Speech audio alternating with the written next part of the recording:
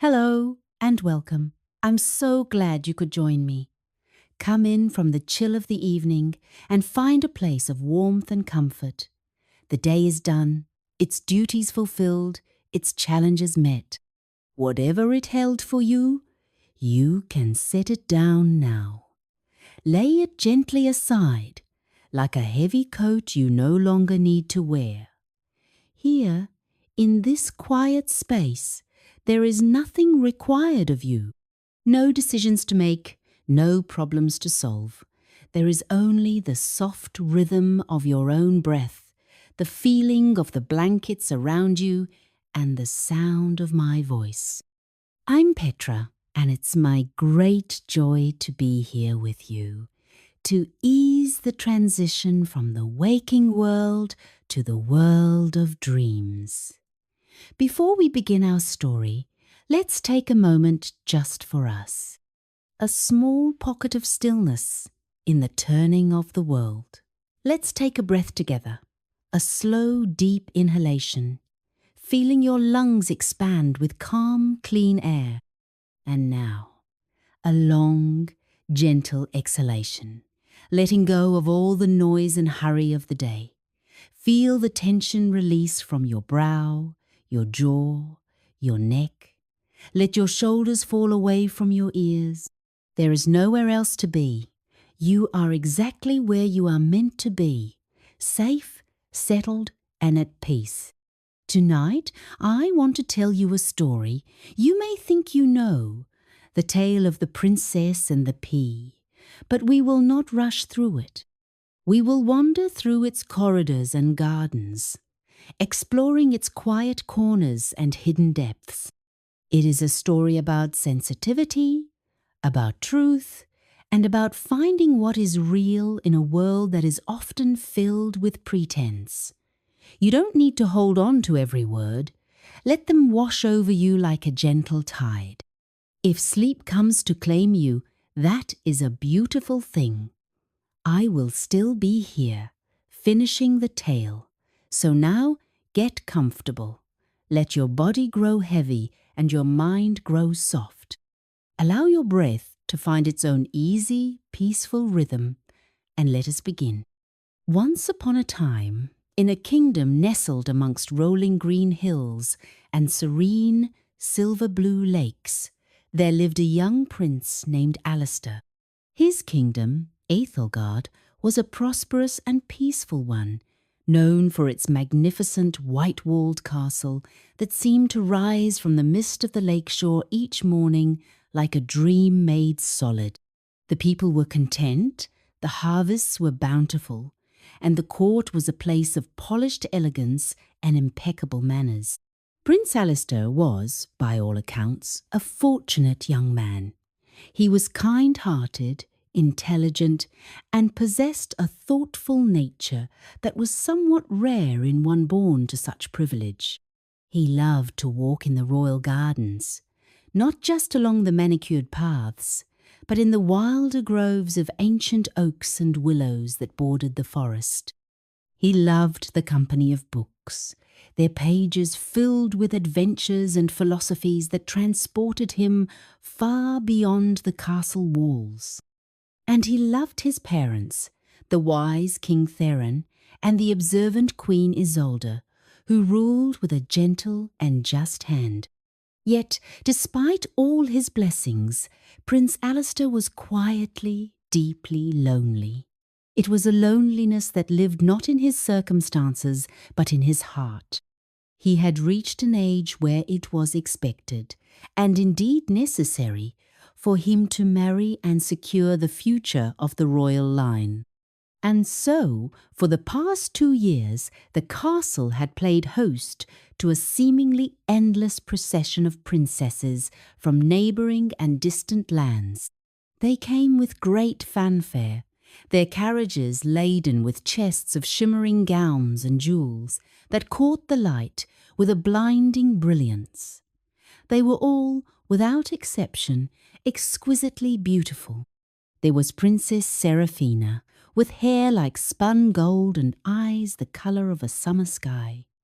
There was Princess Juliana, whose laughter was said to sound like tiny silver bells. There was Princess Genevieve, who could dance with the grace of a swan and speak 5 languages fluently. They were all perfect, and that was precisely the problem. Alistair would sit with them in the grand drawing room, the air thick with the scent of expensive perfume and polite, practiced conversation. They would talk about the weather, about the latest court fashions, about the quality of the tapestry on the wall.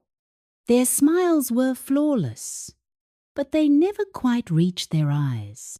Their words were charming, but they felt like lines rehearsed from a play.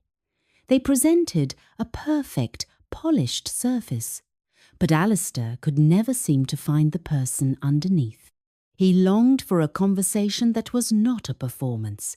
He yearned for a moment of genuine connection, a shared glance of understanding, a laugh that was spontaneous and real. He wanted to marry a real princess. This desire was a source of gentle confusion for his parents. "My dear son," King Theron would say, his brow furrowed with concern, "Princess Juliana is the daughter of a king. She is, by definition, a real princess. Her lineage is impeccable." "I know, father," Alistair would reply, staring out the tall window at the shifting clouds. "But it's not about her title. It's about something else, something I can't quite name." His mother, Queen Isolde, was more perceptive. She had a quiet, watchful nature and saw the weary disappointment in her son's eyes after each visiting princess had departed. She understood that Alistair wasn't being a snob. He was searching for authenticity in a world that prized artifice. He is looking for a truth of character, not a truth of birth, she explained to her husband one evening as they sat by the fire in their private chambers. He wants a partner whose soul is as noble as her name. The parade of princesses continued, each one a more dazzling display of cultivated perfection than the last. They performed their roles beautifully, but to Alistair they felt like exquisite dolls, their inner selves carefully hidden away. He grew more and more disheartened. The grand castle began to feel less like a home and more like a gilded cage, and his royal duties a heavy cloak he could never take off. He began to wonder if the person he was looking for even existed, or if he was simply chasing a foolish, romantic ideal. Far away, in a small, remote kingdom, tucked away in a valley of the formidable northern mountains, lived a princess of a very different sort. Her name was Ilara, and her kingdom, Thrimval, was as modest and unassuming as Ethelgard was grand and celebrated. There was no gleaming white castle here, only a sturdy stone keep, its walls covered in ancient ivy. The land was rugged and wild, a place of deep forests, rushing rivers and peaks that were capped with snow for much of the year. Ilara was not beautiful in the conventional, polished way of the princesses who visited Alistair's court. Her beauty was of the wind and the earth. Her hair was the colour of dark, rich soil, and her eyes were a soft, mossy green, full of a deep and knowing light. She did not own chests of silk gowns. Her dresses were made of sturdy wool and simple linen, practical for walking in the heather-strewn fields or climbing the rocky tors that overlooked her valley. What made Ilara truly unique, however, was not her appearance or her simple life, but an extraordinary and sometimes burdensome sensitivity. It was a quality that ran deeper than mere emotion. She felt things with a clarity that others did not possess. She could feel the subtle shift in the air that preceded a storm long before the clouds gathered. She could walk into a room and sense the lingering echo of a past argument or a moment of great joy. She knew, just by the way a person stood, if their heart was heavy with sorrow or light with hope. This sensitivity also manifested in a physical way. A coarse thread in a blanket would feel to her like a thorny branch. A single grain of sand in her shoe was an agony. The comfort of others was often, to her, a source of subtle irritation. Because of this, she preferred the simple, honest textures of her own home, the smooth, worn wood of the chairs, the soft, well-washed linen of her bed, the solid feel of the earth beneath her feet. Her people, who loved her dearly, saw her sensitivity as a kind of gift, a form of wisdom. They would come to her for advice, not on matters of state, but on matters of the heart. The old farmer knew she would understand his worry for a sick lamb. The young baker's wife knew Ilara would sense her quiet joy at expecting her first child. Ilara carried their feelings with a gentle grace, but it was a heavy load to bear. To be so open to the world meant that its sorrows and its discomforts were always pressing in. Her father, the aging king of Thrimval, worried for her. Their kingdom was small and vulnerable, constantly under pressure from a larger, more aggressive neighbour, the kingdom of Groll. The king of Groll was a brutish man who saw Thrimval's forests and rivers not as places of beauty, but as resources to be conquered and exploited. He had proposed a marriage between Ilara and his own cruel oafish son, a political alliance that was nothing short of a demand for surrender. Ilara knew she could never marry such a man. The thought of living in his cold stone fortress, surrounded by his coarse and violent court, was a torment beyond imagining. It would be a slow death of the soul. One night, as a cold autumn wind howled down from the mountain passes, Ilara made a decision. She could not sacrifice herself or her kingdom's gentle way of life. There had to be another way. She had heard tales of the prosperous southern kingdoms, places of peace and justice. Perhaps she could seek an alliance there, a friendship that would protect her home. It was a desperate, slender hope, but it was better than the suffocating certainty of surrendering to Groll. And so, with a small bag containing only a change of clothes, a loaf of bread, and a small, smooth river stone from her favourite stream for comfort, she slipped out of the keep in the dead of night. She left a note for her father, explaining her desperate plan and promising to return. Dressed as a simple traveller, she set off on the long, perilous journey south, her only guide the North Star and the unwavering hope in her sensitive heart. The journey was harder than she could have ever imagined. She travelled for weeks, sleeping in barns or under the shelter of ancient trees, eating what she could forage or buy with the few coins she possessed. The world outside her sheltered valley was a cacophony of sensation. The noise of the towns was a physical assault on her ears.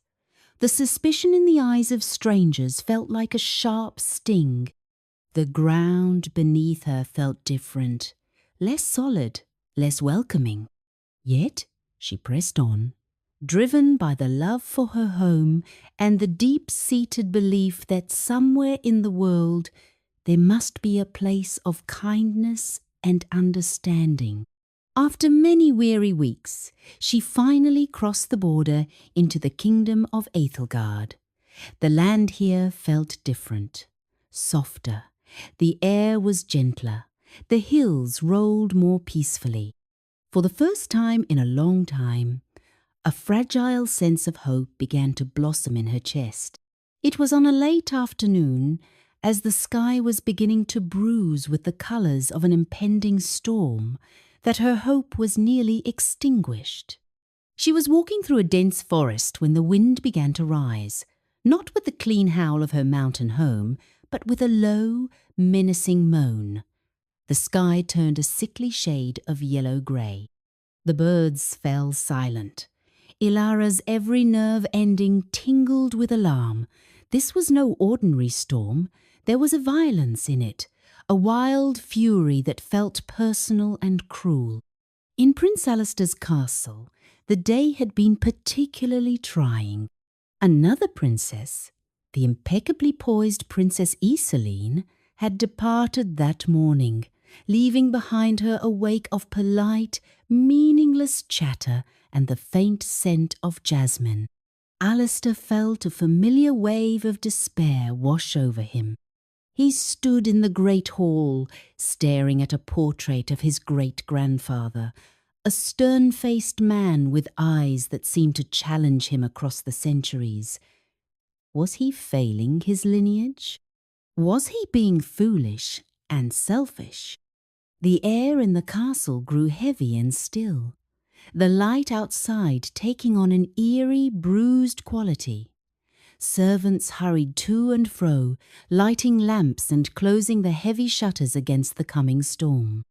The silence that fell was thick and expectant. Alistair found the atmosphere suffocating. He needed air, even if it was the turbulent air of the storm. He made his way to a small sheltered balcony that overlooked the lake. The wind was whipping the water into a frenzy of white-capped waves that crashed against the shore. The sky was a churning cauldron of dark, angry clouds. Lightning forked across the horizon, followed moments later by a deep, guttural rumble of thunder that seemed to shake the very foundations of the castle. There was a terrifying beauty in the storm's power, a raw, untamed reality that was a stark contrast to the stifling artifice of the court. For a moment, Alistair felt a strange kinship with the storm. He, too, felt turbulent and full of a restless, untamed energy. He watched, mesmerized, as the rain began to fall, not in gentle drops, but in a solid, driving sheet that blurred the world into a wash of grey. Out in the forest, Ilara was caught in the full fury of the deluge. The wind tore at her cloak, and the rain soaked her to the bone in an instant. The forest floor turned to a treacherous mire of mud and slick, fallen leaves. Every crash of thunder felt like a blow. Every flash of lightning revealed a terrifying world of writhing branches and deep, menacing shadows. She was cold, exhausted, and frightened. She stumbled onward, her only thought to find some form of shelter, any refuge from the storm's relentless assault. After what felt like an eternity of battling the wind and rain, she saw it through the downpour, a faint, distant light. It was a warm, golden glow, a beacon of hope in the tempestuous darkness. Gathering the last of her strength, she pushed her way out of the tree line and saw, rising before her, the magnificent, impossible sight of the white-walled castle. It seemed to float in the storm, its lit windows like a constellation of earth-bound stars. With trembling legs, she half walked, half stumbled across the vast open grounds, the wind trying to push her back with every step. She finally reached the massive, ornate main gate. It was closed fast, but to one side she saw a smaller postern gate, and with a surge of desperate hope she pulled on the heavy iron ring that served as a handle. To her immense relief, it was not barred. She slipped inside the courtyard and made her way to the enormous main doors of the castle itself. She lifted the heavy bronze knocker, its weight almost too much for her exhausted arm, and let it fall. The sound was a loud, hollow clang that was almost immediately swallowed by the roar of the storm. She waited, shivering, water streaming from her hair and clothes, pooling at her feet on the stone steps. She knocked again, and then a third time, praying that someone would hear. Inside, the sound of the knocking was faint but unmistakable.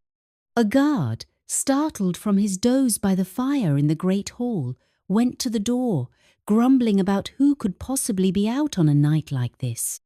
Alistair, who had just returned from the balcony, heard it too. Curiosity piqued, he followed the guard. When the heavy door swung inward, it revealed a sight that silenced the guard's complaints and made Alistair's breath catch in his throat.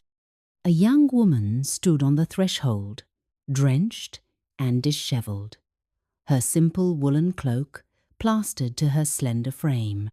Her face was pale with cold and exhaustion, but her moss-green eyes, wide and searching, held a look of such profound weariness and unwavering dignity that Alistair felt an immediate, inexplicable pang of compassion. There was no artifice here. There was only a human being, beaten by the storm, seeking shelter. "Please," she said, her voice barely a whisper, hoarse from the cold. "I am a traveller. The storm? I need shelter. Just for the night." Of course. Come in, out of the rain," Alistair said at once, stepping forward and gesturing for her to enter. The guard, recovering his senses, looked at the puddle she was creating on the polished marble floor with a disapproving frown, but Alistair paid him no mind. He led her into the warmth of the great hall, where a massive fire roared in the hearth. The king and queen, drawn by the commotion, had come down from their chambers and now stood watching from the bottom of the grand staircase. Ilara stood dripping and shivering in the centre of the vast, opulent hall, looking small and utterly out of place, yet she did not cower. She met the curious gazes of the king and queen with a quiet composure. "Who are you, child?" King Theron asked, his voice kind but formal. Ilara drew herself up to her full, if slight, height. "My name is Ilara," she said, her voice a little stronger now in the warmth of the room. "And I am a princess." A hush fell over the hall, broken only by the crackle of the fire and the howl of the wind outside. Queen Isolde's eyes narrowed slightly. "A princess? Arriving alone, on foot, in the middle of a tempest, dressed in the clothes of a commoner?" It was a highly improbable story. Yet, as she studied the young woman, she saw what her son had seen, an exhaustion that was too deep to be feigned, and a quiet dignity that was not easily manufactured. Alistair, however, felt a strange, hopeful flutter in his chest. A princess, but a princess unlike any he had ever met. Her face was not a perfect, emotionless mask.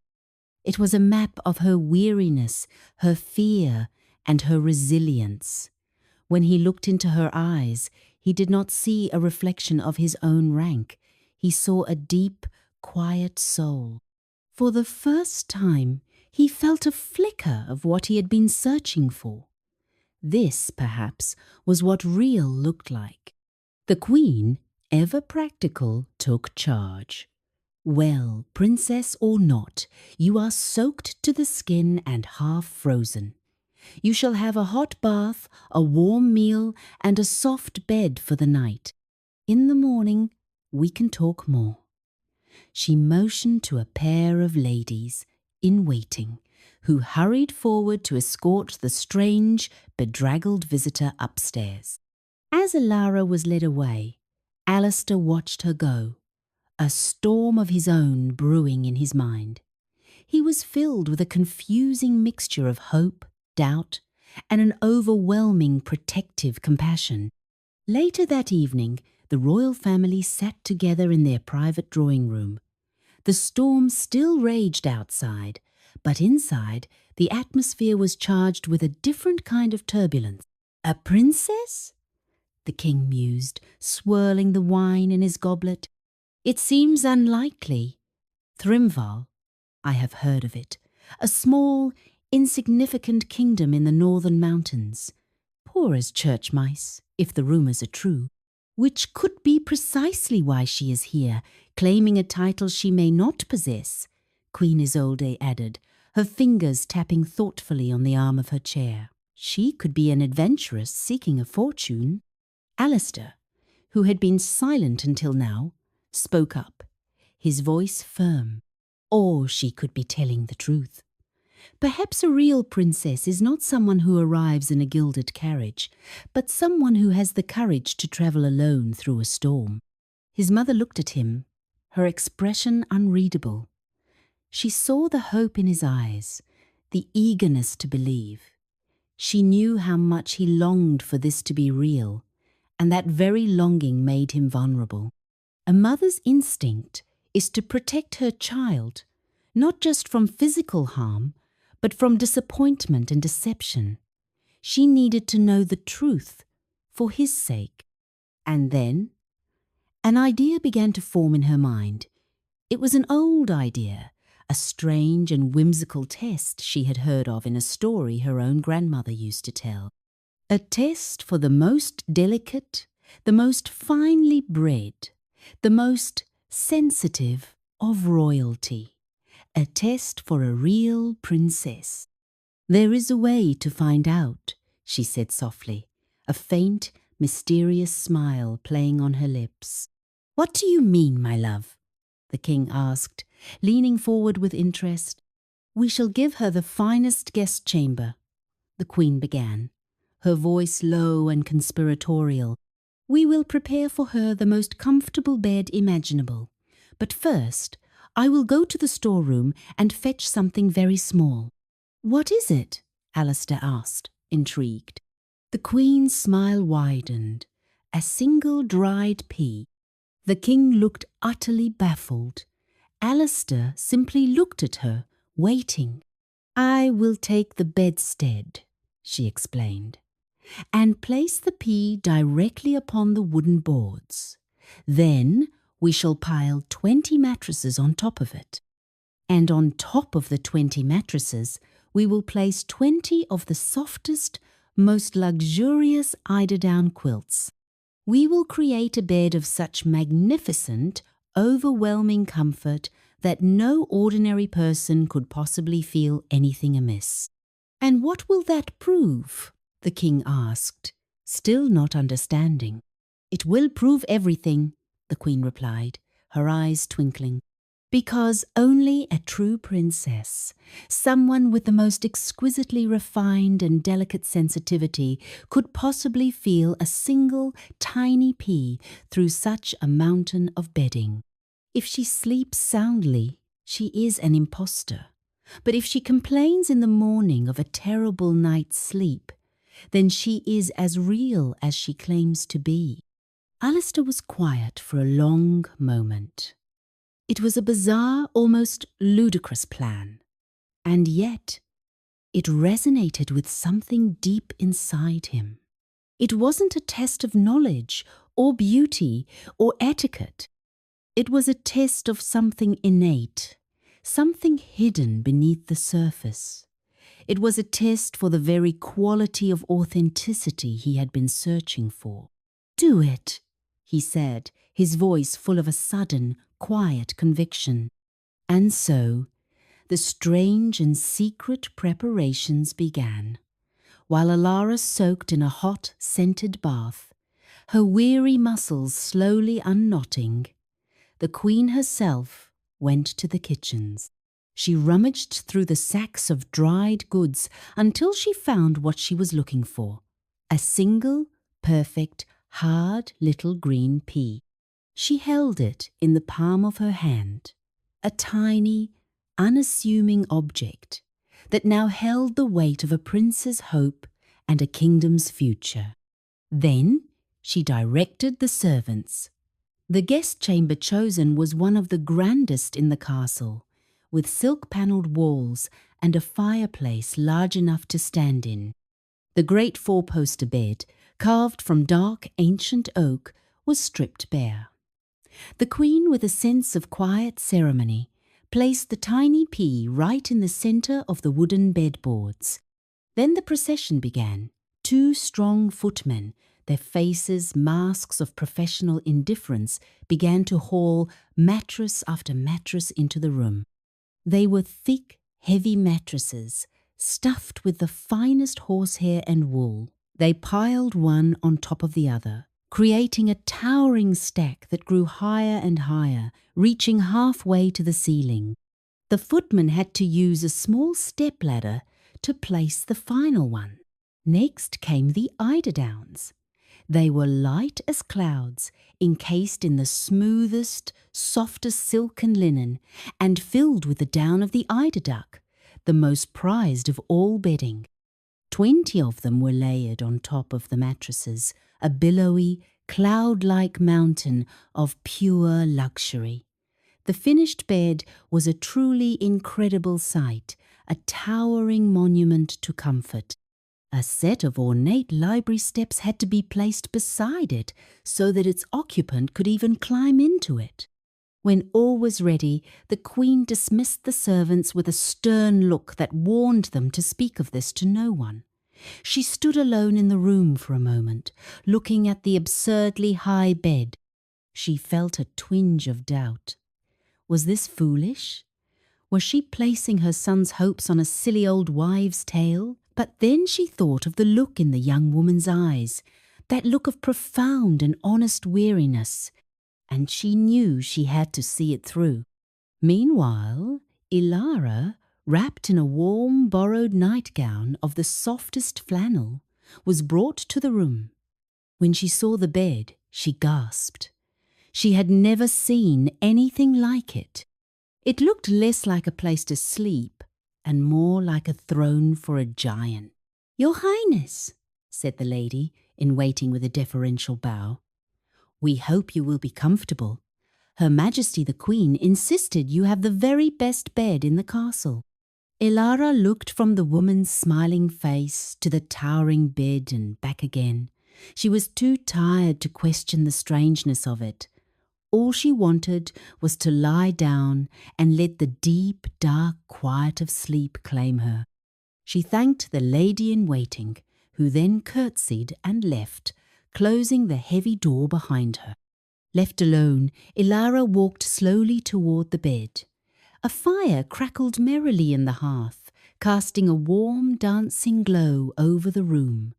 The sheer luxury of it all was overwhelming. She thought of her own simple bed at home, with its one firm mattress and its familiar, well-washed wool blankets. It seemed a world away. With a weary sigh, she climbed the small set of steps and carefully lowered herself onto the peak of the feathery mountain. She sank down, down, down into the pillowy softness. It was like being enveloped in a cloud. The scent of lavender and clean linen filled her senses. It was, by any objective measure, the most comfortable bed she had ever encountered in her life. She pulled the top quilt over her, closed her eyes, and let out a long breath, expecting to fall asleep instantly. But she didn't. After a few minutes, a strange sensation began to trouble her. It was a tiny point of hardness, somewhere deep beneath her. It was so subtle, she at first thought she was imagining it. She shifted her weight, trying to find a position where she couldn't feel it, but it was no use. No matter how she turned, no matter how she arranged herself, the sensation persisted. It was not a pain, not exactly. It was more of an insistent, maddening pressure. A tiny, hard, unyielding point in a universe of softness. It was like a single, discordant note in a perfect symphony. To anyone else, it would have been utterly unnoticeable, a phantom feeling lost in the overwhelming comfort of 20 mattresses and 20 eiderdowns. But to Elara, with her exquisitely tuned senses, it was impossible to ignore. She tried to reason with herself. It must be a knot in the mattress stuffing, or perhaps her own body, a sore muscle from her long journey. But the feeling was too distinct, too localized. It felt foreign. It felt like something that did not belong. An hour passed. The fire in the hearth burned down to glowing embers.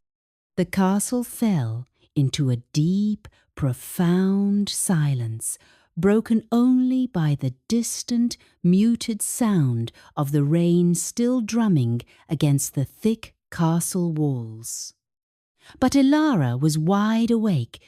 She tossed and turned, her body growing more and more restless.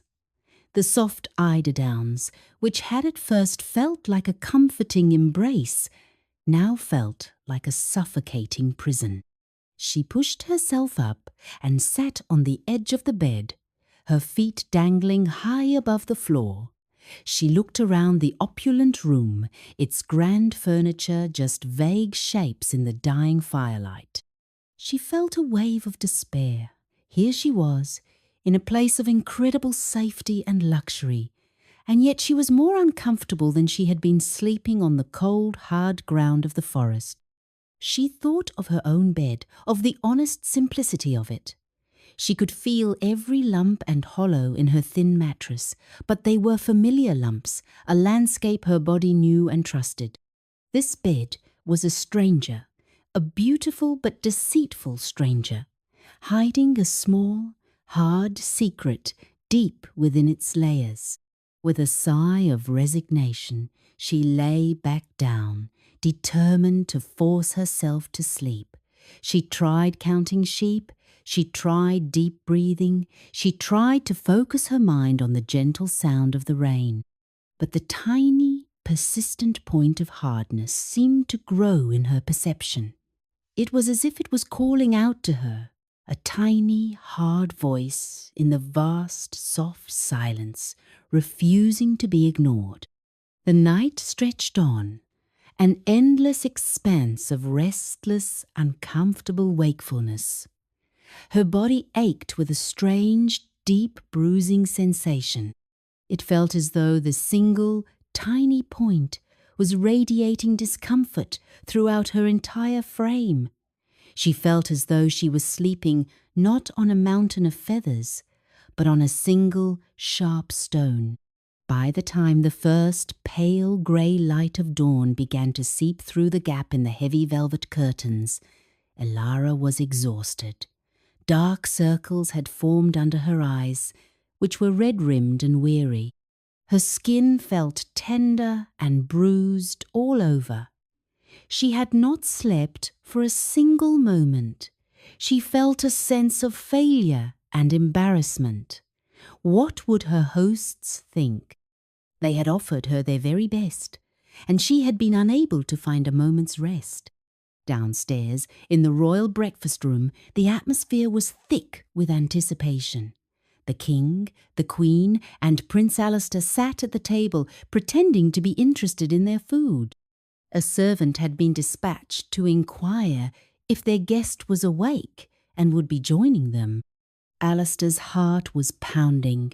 He had barely slept himself, his mind consumed with thoughts of the strange, dignified girl and his mother's bizarre test.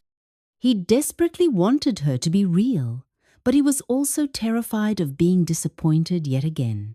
He stared at his plate, tracing the pattern with his fork, unable to eat. Queen Isolde appeared perfectly calm, sipping her tea with a steady hand, but her eyes kept flicking towards the door. She, too, was nervous. Her test felt more real now, its outcome more significant. Finally, the door opened, and Elara entered. She looked pale and fragile, and she walked with a slight stiffness, as if her whole body ached. She offered the royal family a small, apologetic smile. "Good morning," she said. her voice soft and tired. "Good morning, my dear," said the Queen, her voice full of a carefully neutral pleasantness. "I trust you slept well?" Alistair held his breath. The King leaned forward slightly. The entire world seemed to hang on her answer. Alara looked down at her hands, a faint blush of embarrassment on her cheeks. "Your Majesties, you have been so incredibly kind to me," she began, her voice hesitant. "Your castle is the most beautiful I have ever seen, and the room you gave me was magnificent. I am so grateful for your hospitality." She paused, and Alistair's heart sank. She was being polite, diplomatic. This was the answer of a performer, an imposter. But then she looked up, and her eyes were filled with such genuine, unfeigned misery that it took his breath away. "But I must be honest," she continued, her voice trembling slightly. "I am afraid I did not sleep at all. It was a dreadful night." "Dreadful?" the Queen prompted, her voice still calm, but with a new edge of intensity. "But the bed, was it not comfortable?" "Oh, it should have been," Ilara said, a look of utter bewilderment on her face. "It was the softest bed imaginable. But there was something hard in it. I don't know what it could have been. I tossed and turned all night, but I could not get comfortable. And now," she finished, gesturing to her arms with a wince, "I feel as though I am black and blue all over, as if I had been sleeping on a pile of rocks." Silence. Alistair looked at his mother. A slow, radiant smile was spreading across Queen Isolde's face. She set down her teacup with a soft clink. The King stared at Alara, his mouth slightly agape in astonishment. But Alistair only saw Ilara. He saw her honesty, her vulnerability, her complete lack of pretense. She was not complaining to be difficult. She was simply stating the truth of her experience, however improbable it seemed. He pushed back his chair and stood up. He walked over to her, his own face breaking into a smile of such pure, unadulterated joy and relief that it transformed him. "You felt it," he said, his voice full of wonder. "You actually felt it." Ilara looked at him, confused by his reaction. "Felt what?" It was the Queen who answered. She too had risen from her chair. "My dear girl," she said, her voice warm with genuine admiration. "Last night we put you to a test. Beneath those 20 mattresses and 20 eiderdowns, we placed a single tiny pea." Ilara's eyes widened in disbelief. A pea? That was the source of her torment? "We knew," the prince continued, his eyes locked on hers, "that only a true princess, someone with the most genuine and refined sensitivity in the world, could ever feel something so small through so much padding. And you did." He took her hand, his touch gentle. Her skin was cool, but he could feel a faint tremor running through it. "I have spent years searching for someone real," he said softly, his voice for her alone. "Someone who wasn't playing a part. And now I have found you." In that moment, Ilara understood. The sensitivity that had so often felt like a burden, a weakness, was here seen as a strength, a proof of her very essence. She looked from the prince's joyful face to the Queen's smiling eyes, and for the first time since leaving her home, she felt truly seen. She felt understood. She felt real.